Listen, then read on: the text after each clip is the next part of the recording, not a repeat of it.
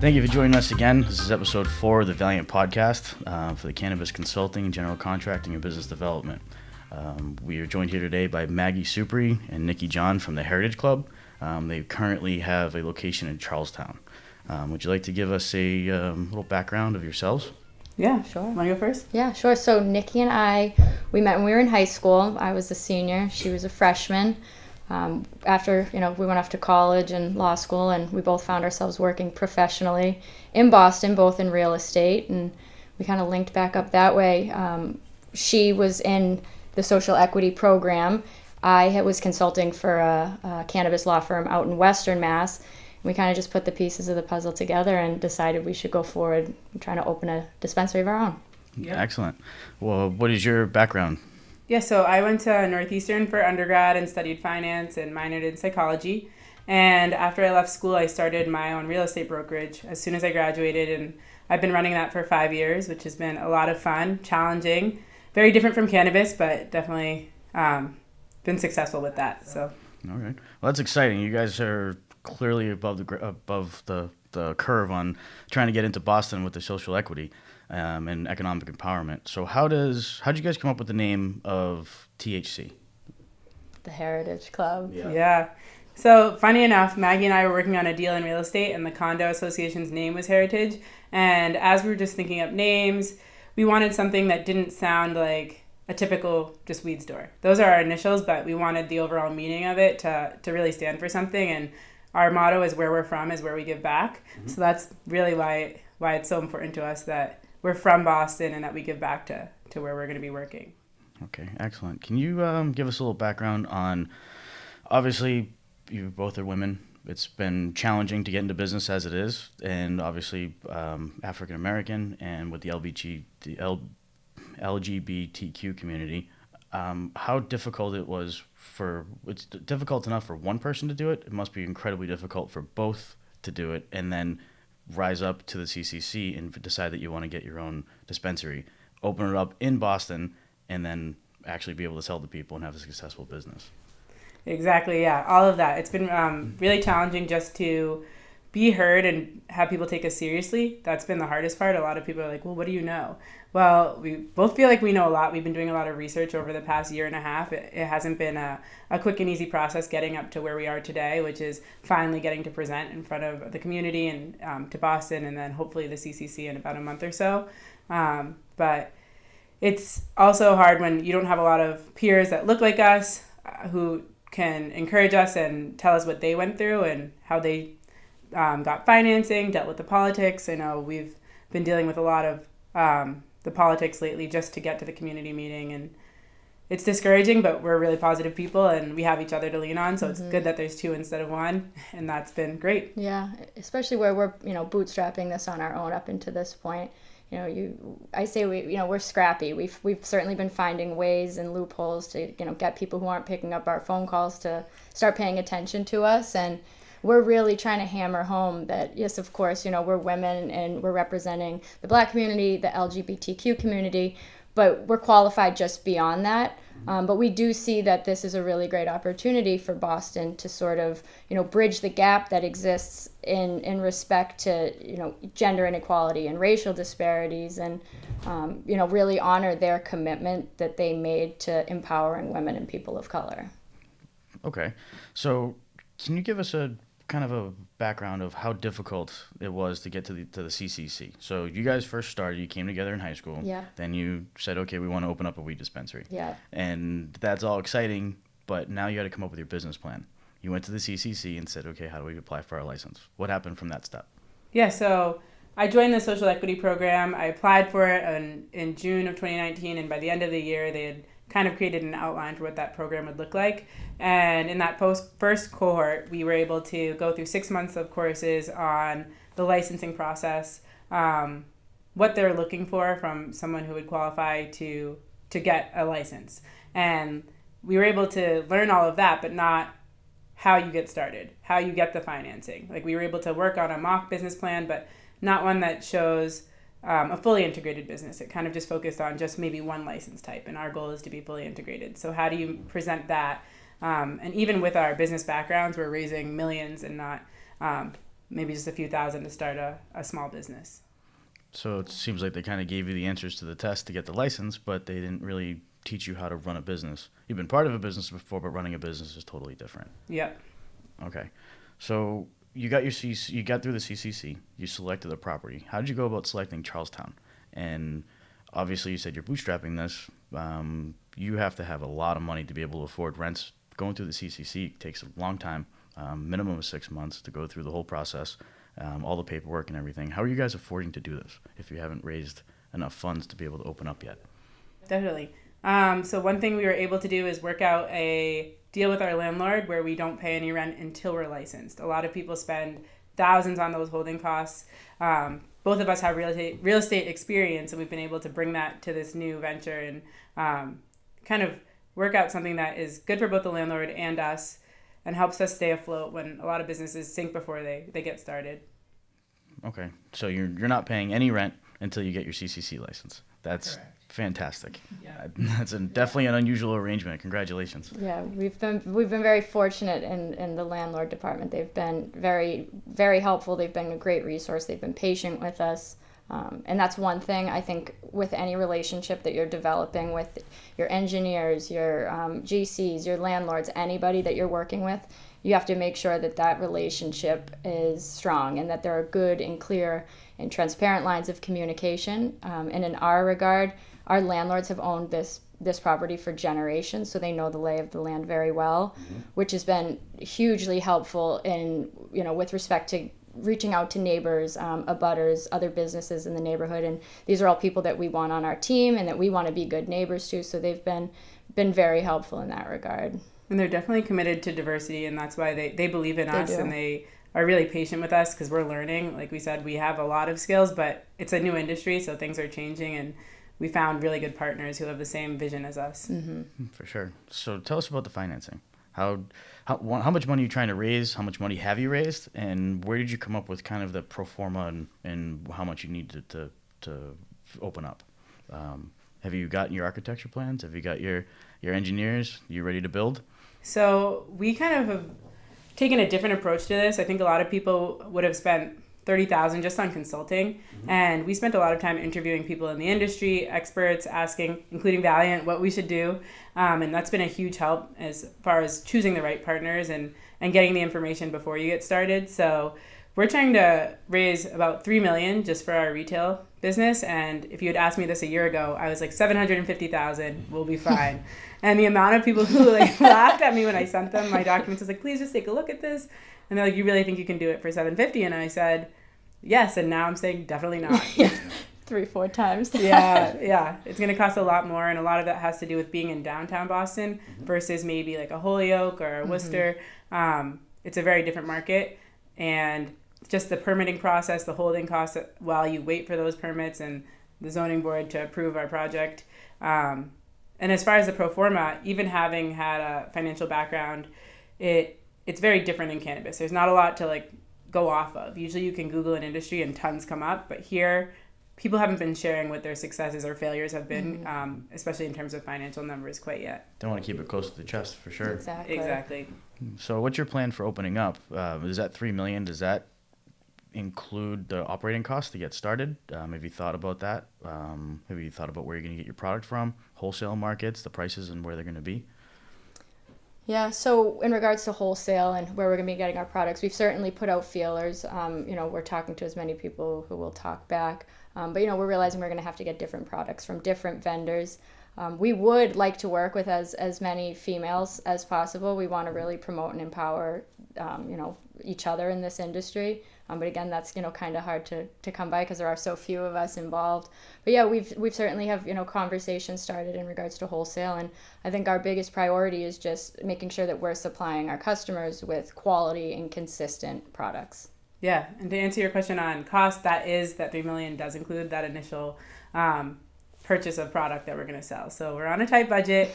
Yeah, we know we're on a tight budget. And that's part of why we're trying to build these relationships early. Yeah. We know that's going to make a difference. We will have to pay for those things, but well, the most exciting part about this is that you said, okay, you're still learning, but you took the learning curve and you actually learned. And you actually Yes. are planning for all these things. There's plenty of people we talk to that say, okay, I need this. Okay, have you thought about this, this, this, and this? And then you look at us with a couple different Yeah. Exactly. little side eyes saying, oh my God, we don't have that. What do we do? So then they need to add that to their budget and it blows up their entire pro forma. Yeah. So I'm glad you guys, women, thought about that. Yeah. Another question about, you said there's not a lot of women in the industry and you want to pair up with people that are economic empowerment, minorities. Yeah. Why do you think that is? There's a lot of opportunity. I mean, the CCC is very blatant about it. Yeah. But why do you think that there is not enough women or minority owners in the industry so far?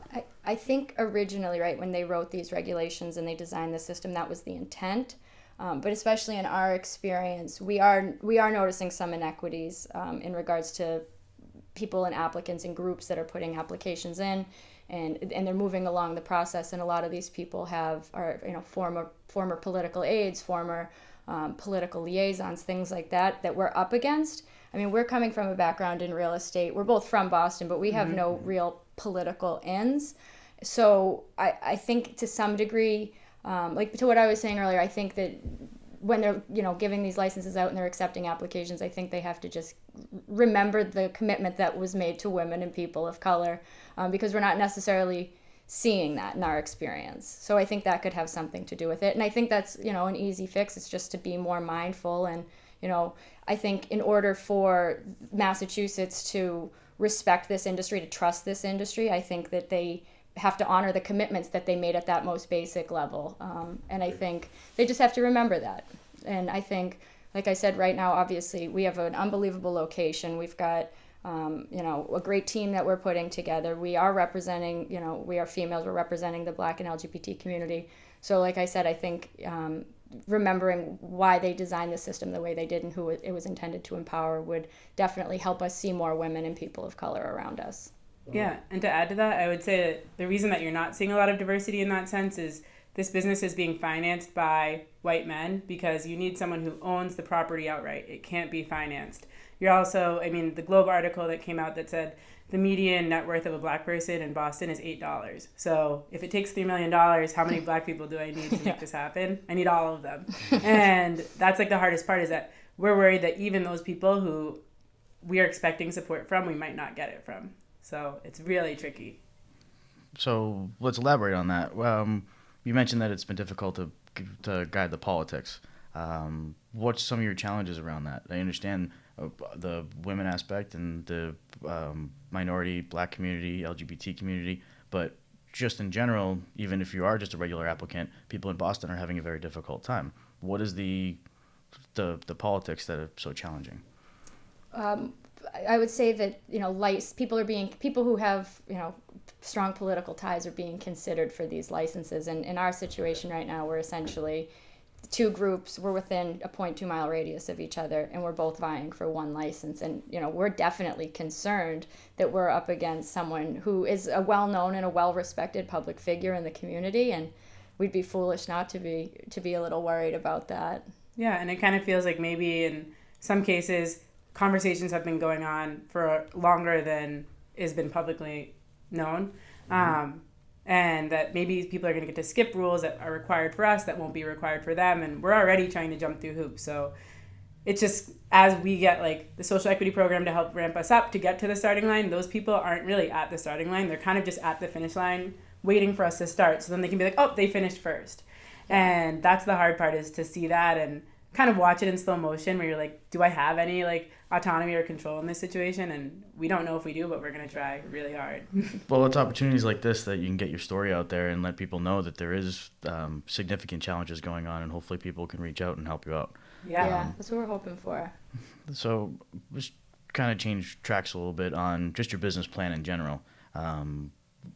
We know how you got to the CCC. We know how you got getting your license. You have your LOI with the landlord, but now operating your business.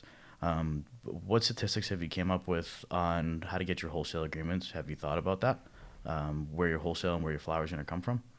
So we do have a few wholesalers in mind that we're reaching out to, and just trying to find terms that are agreeable. We know when you're starting off the bat, you do have to pay for all the product, at least your first batch of it, and then finding a way to make those terms good for both parties. So we are thinking about it that way, just so the amount of cash that we're going to need can be optimized. but also finding a variety of stuff. So we want to have product not just from the main wholesalers, from some of those craft suppliers, and like we said, women-owned businesses. T-Bear is one that we're really looking out for. Yeah, we're really excited about that part, and just getting to provide something different to the city that they can't get at the medical dispensaries if they're a rec patient or a rec consumer right now. Understood. Is there a product balance that you're looking for, as opposed to flower, edibles? Have you seen any trends that come through with the concentrates?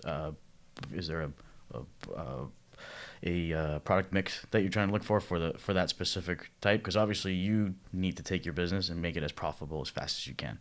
So have you looked at the trends and where the products are going? Yeah, and we're definitely trying to find a good balance of that, of what is required to run a good business. So obviously the majority is going to be flower. But we think the edibles are going to change. I think they're around like 10% of sales in the state. And if we can show that there's a variety, people don't just want chocolate. They don't just want cookies and brownies. Like, how do we provide them something cool, something different, something safe? Because we know there are regulations on the shapes you can make and all of that. So you have to be thoughtful. But there is no branding in this industry right now in Massachusetts. And if we can bring really cool branding that is like appropriate and legal, we think can make a difference and make edibles one of our main things that we sell. Do you agree with the trend for edibles? They're actually, over the past quarter, they've been going down. Is that kind of a strategic move to try to bring it back up? Do you think that's where the market's going? I think it is, because at least in terms of the people that we speak to on a daily basis, and it could just be our demographic, they're always asking if we've heard of anything.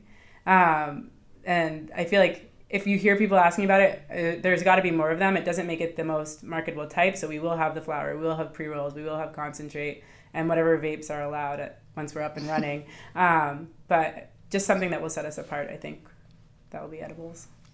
So on that aspect, do you think being two women owners, LGBT community, minority owners, do you think that makes people feel more comfortable going into the store?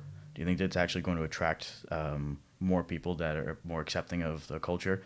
Do you think that that's been hindering the people going into the dispensaries at all? I don't know if it's been hindering, but I do think, representing what we represent might encourage people to come check us out before anybody else. I think, we like to see ourselves as pioneering in a way, and we are doing it in a very thoughtful way and in a very strategic way, because we want to make sure we do it in a right way.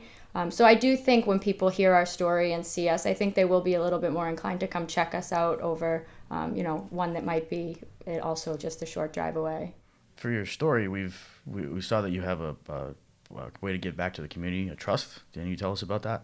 How you came up with that? Yeah. So, we have to give 3% goes back to the city of Boston in taxes, and that could go anywhere in the city. It could go to East Boston, it could go to Brighton, it could go to South Boston, it could go wherever. And the neighborhood in Charlestown that we are going to be located in is known as the Lost Village.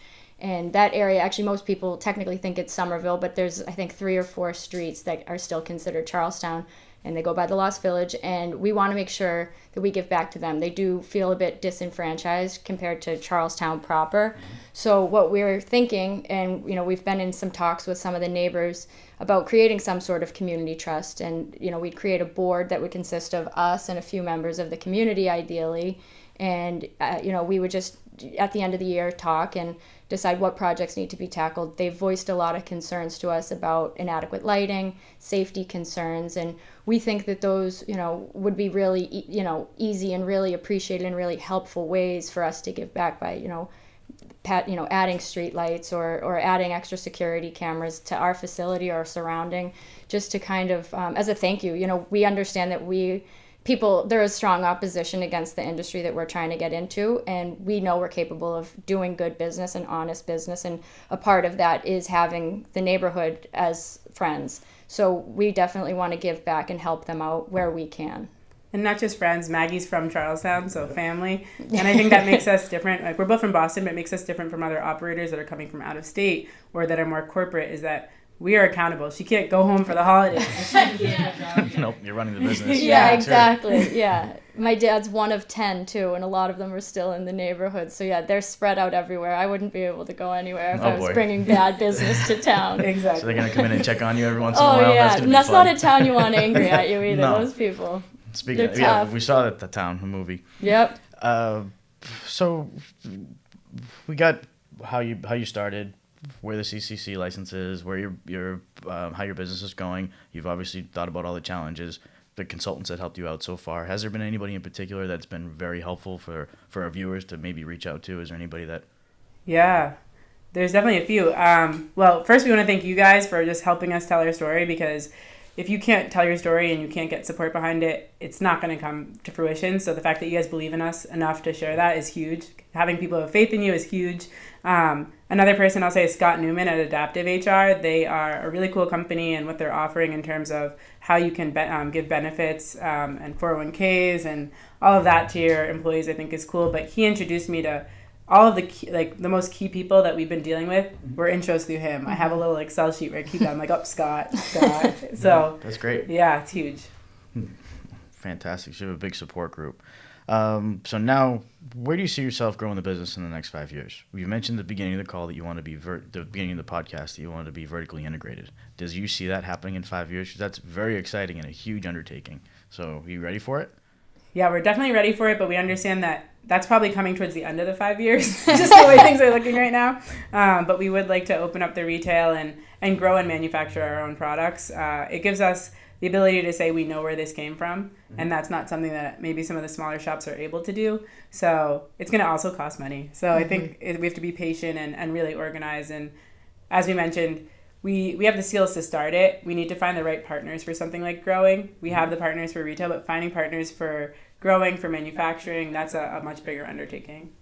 For sure. The next 5 years, I mean, there's been a lot of talk through the social media outlets, through online, the government. Obviously, the government's a complete crapshoot right now. Yeah. But do you think legalization is going to be coming in the next 5 years? Is it going to hinder your business, or do you think it's going to be kind of a either a moot point, or you just not even think it's going to happen? I definitely think that it's happening, right? And especially if we're at in an economic crisis, this would be a wonderful way to change that. It's taking a play out of FDR's playbook and to end prohibition.